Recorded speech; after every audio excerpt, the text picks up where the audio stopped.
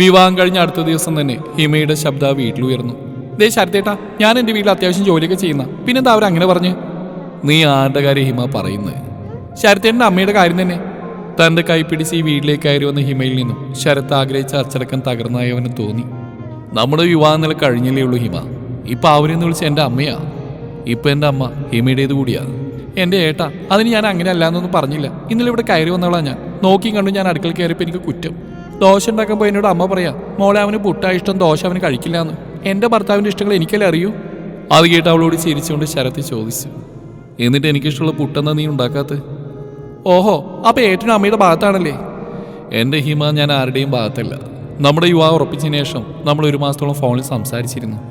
അപ്പോഴൊന്നും താൻ എൻ്റെ ഇഷ്ടങ്ങളും താല്പര്യങ്ങളെ കുറിച്ച് ചോദിച്ചില്ല. അത് മനസ്സിലാക്കി അമ്മ ചിലപ്പോൾ കാര്യങ്ങൾ പറഞ്ഞു തന്നിട്ടുണ്ടാവും. അതിന് താനിങ്ങനെ ദേഷ്യപ്പെട്ടാലോ?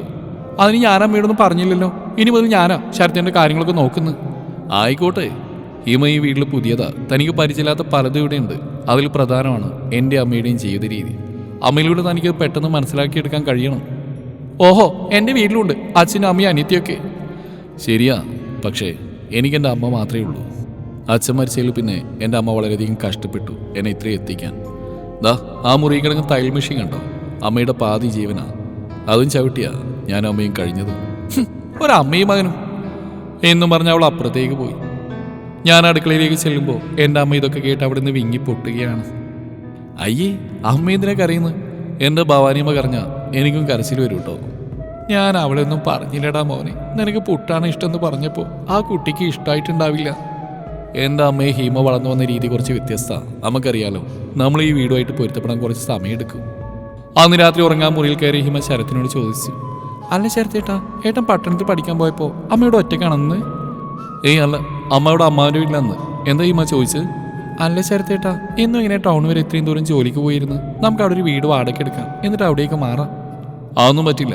അമ്മയ്ക്കിടം വിട്ട് നിൽക്കുന്ന ഇഷ്ടമല്ല. അതാണ് ഏട്ടൻ ഞാൻ പറഞ്ഞു, അമ്മയെ നമുക്ക് ഏട്ടൻ്റെ അമ്മാവിൻ്റെ വീട്ടിൽ നിർത്താം. ഏട്ടൻ പഠിക്കാൻ പോയപ്പോൾ അമ്മ അവിടെ നിന്നിട്ടുള്ളല്ലേ? ശരത്ത് കുറച്ചു നേരം മിണ്ടാതിന് ശേഷം പറഞ്ഞു. ഹിമ, ഇന്നലെ ഈ വീടിൻ്റെ പടി കയറി വന്നവളാ നീ.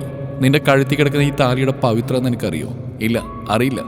ഉണ്ടെങ്കിൽ ഇന്ന് രാവിലെ നിന്റെ വായിൽ നിന്ന് അമ്മയെക്കുറിച്ച് ഇങ്ങനെ ഒരു സംസാരം ഉണ്ടാവില്ലായിരുന്നു. ശരിയാണ്, ഹിമയും ഞാനും വളർന്ന 2 സാഹചര്യത്തിലാണ്. ഏറെ പ്രതീക്ഷയോടെയും സന്തോഷത്തോടെയാണ് ഞാൻ ഇന്നലെ നിന്നെയും കൂടി ഈ വീടിൻ്റെ പടി കയറിയത്. പക്ഷേ ഇന്ന് രാവിലെ ആ സന്തോഷം ഒറ്റ നിമിഷം കൊണ്ട് ഇല്ലാതായി. വിവാഹം കഴിഞ്ഞൊരു ദിവസം കഴിഞ്ഞിട്ടില്ല, അപ്പോഴേക്കും എൻ്റെ പെറ്റമ്മയെ വലയെടുത്തും കൊണ്ടുപോയി ചെന്നാക്കി നിനക്ക് താമസമാണല്ലേ? ഇന്നലെ ഒറ്റ രാത്രി കൊണ്ട് നിന്റെ കന്യാകത്വം ഞാൻ കളഞ്ഞിട്ടില്ല. കഴുത്തിൽ ഈ താലി നിനക്ക് വെറും ആചാരം മാത്രമാണെന്ന് എനിക്ക് മനസ്സിലായി. നിന്റെ വീട്ടിൽ കാര്യങ്ങൾ ഞാൻ പറഞ്ഞ് മനസ്സിലാക്കാം. ഇന്ന് ഈ രാത്രി തന്നെ ഞാൻ നിന്റെ വീട്ടിൽ കൊണ്ടുവന്നാക്കാം. നിയമപരമായിട്ട് നമ്മൾ വിവാഹം ചെയ്തിട്ടില്ല. അതിന് ഇനിയും 3 ദിവസമുണ്ട്. കോർപ്പറേഷനിൽ പോയി നമ്മൾ ഒപ്പിട്ടാലേ നിയമപരമായിട്ട് വിവാഹമാവുകയുള്ളൂ. പരസ്പരം മനസ്സിലാക്കി വിവാഹ ജീവിതത്തിൻ്റെ മഹത്വം മനസ്സിലാക്കി ജീവിക്കാനാണെങ്കിൽ ഞാൻ ഈ പറഞ്ഞ ഒപ്പിൻ്റെ ആവശ്യമൊന്നുമില്ല. ഇന്നലെ ഇവിടെ വന്നു കയറി ഹിമേൻ്റെ അമ്മയെ ഒരു നിമിഷം കൂടെ ഒറ്റപ്പെടുത്തിയെങ്കിൽ ഒരിക്കലും അമ്മയെ ചിലപ്പോൾ കൊല്ലാൻ നീ മടിക്കില്ല. ഭാര്യ എന്ന സ്ഥാനം അറിഞ്ഞുകൊണ്ടാണ് ഞാൻ പറയുന്നത്. നീ ഇന്നല്ലെങ്കിൽ നാളെ എന്നെ ഉപേക്ഷിച്ച് പോയാൽ എനിക്ക് ചിലപ്പോൾ വേറെ പെണ്ണിനെ കിട്ടുമായിരിക്കും. പക്ഷേ അമ്മ, അതിന് പകരം ഈ ലോകത്ത് പകരം മറ്റൊന്നില്ല ഹിമ. ഇന്ന് നീ ഇവിടെ കാണിച്ച പ്രകടനം അമ്മയെ ശരിക്കും വിഷമിപ്പിച്ചു. ആ പാവം വീങ്ങിപ്പൊട്ടിയാ കരഞ്ഞ്. അപ്പോഴും അമ്മയും ഞാൻ പ്രാർത്ഥിച്ച ആ കണ്ണീര് നിനക്കൊരു ശാപാവില്ലെന്നാ. ഇപ്പം നിനക്ക് തീരുമാനിക്കാം. ഇവിടുത്തെ സാഹചര്യങ്ങളോട് പൊരുത്തപ്പെടാൻ കഴിയുന്നില്ലെങ്കിൽ ഈ നിമിഷം നിനക്ക് നിന്റെ വീട്ടിലേക്ക് തിരിച്ചു പോവാം. ഞാൻ ഇത്രയും ഇപ്പോൾ പറഞ്ഞില്ലെങ്കിൽ പിന്നീട് എനിക്കും അമ്മയ്ക്കും നിനക്കുൾപ്പെടെ വിഷമിക്കേണ്ടി വരും. നിനക്കറിയോ, നിന്നെ പെണ്ണ് കാണാൻ വന്നിട്ട് ഞാനും അമ്മയും തിരിച്ചു വരുമ്പോൾ അമ്മേനോട് പറഞ്ഞെന്താണെന്ന്? ഇനി ഹിമമോൾ നിന്റെ ഭാര്യയും എൻ്റെ മരുമകളല്ല, സ്വന്തം മകളാണെന്നാ. ആ അമ്മയെ നീ ഇന്നൊരു ദിവസം കൊണ്ട് കുത്തുവാക്കിലൂടെ നോവിച്ചു. 1-2 മാസം കഴിഞ്ഞിട്ടാണ് നീ ഇങ്ങനെ പെരുമാറിയതെങ്കിൽ ഞാൻ നിന്റെ ഭാഗത്തുനിന്ന് ചിന്തിച്ച് നോക്കിയേനെ. പക്ഷേ ഇതിപ്പോൾ അങ്ങനെയല്ലല്ലോ. അത്രയും പറഞ്ഞ് ശരത്ത് മുറി തുറന്ന് പുറത്തേക്ക് ഇറങ്ങി. അവളോട് വീട്ടിലേക്ക് പോകാൻ ഒരുങ്ങാൻ പറഞ്ഞു. പറയാനുള്ള കാര്യങ്ങൾ മുഴുവൻ ഒറ്റ ശ്വാസത്തിൽ അവളോട് പറഞ്ഞപ്പോഴേക്കും ഹിമയുടെ കണ്ണുകൾ നിറഞ്ഞിരുന്നു. അവളെയും കൊണ്ട് അവളുടെ വീട്ടിലേക്ക് ആ രാത്രി പോകുമ്പോൾ ഞാൻ അമ്മയും കൂടെ കൂട്ടിയിരുന്നു. അമ്മേൻ്റെ കാല് പിടിച്ച് പറഞ്ഞു, അവളെ പറഞ്ഞു വിടരുത് മോനെ.